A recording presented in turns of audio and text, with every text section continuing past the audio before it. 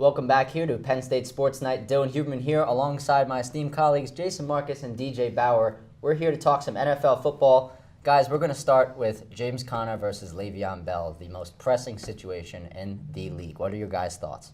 So I think that LeVeon Bell is obviously in the wrong here to be holding out for as long as he is. I understand the concept of wanting more money, keeping himself fresh for long-term situations, but at the end of the day, football is the ultimate team sport, and to be doing a move that's as selfish as this is not a good look for him or anyone in the franchise. And as we saw this past week, James Conner is more than capable of filling that role. So really, I think things are looking pretty desperate for LeVeon right now. I do think he's being a little bit selfish, especially when he promised his teammates that he was going to return to the team. But I also understand where he's coming from. I mean, he is one of the best running backs in the league. He's proved that. He wants big money.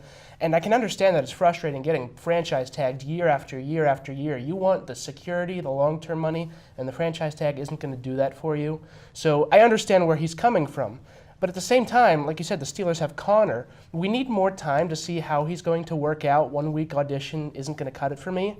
But from what we've seen so far, it looks like he could be the replacement for Bell.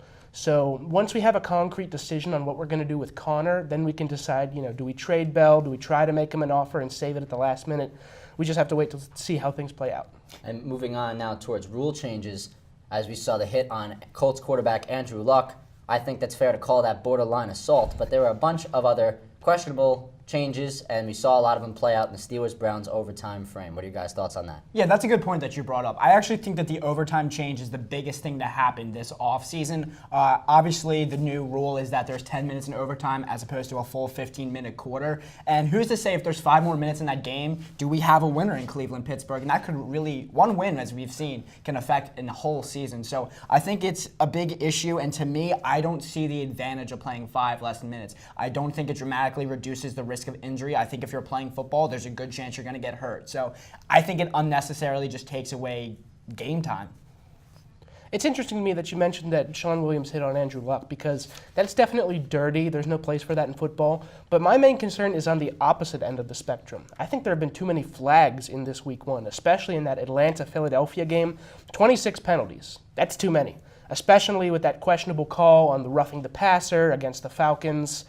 I think that the refs are still trying to work things out, and right now it's not looking that good. Hopefully they can kind of find a way to work things out so we have like a regular NFL season, but I don't like what I've seen so far.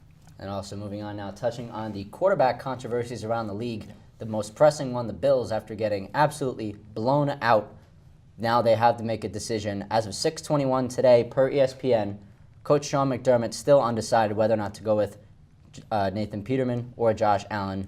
Which way do you guys think he should go? I get it from both perspectives. I think that within the Bills organization, it's very clear that they view Josh Allen as their future, right? But at the same time, they know they don't have all the pieces, so they're trying to protect him as much as possible, which is why Nathan Peterman got the start. I don't think anyone there considers Nathan Peterman the superior quarterback. With that being said, though, after his performance, that was quite candidly dreadful.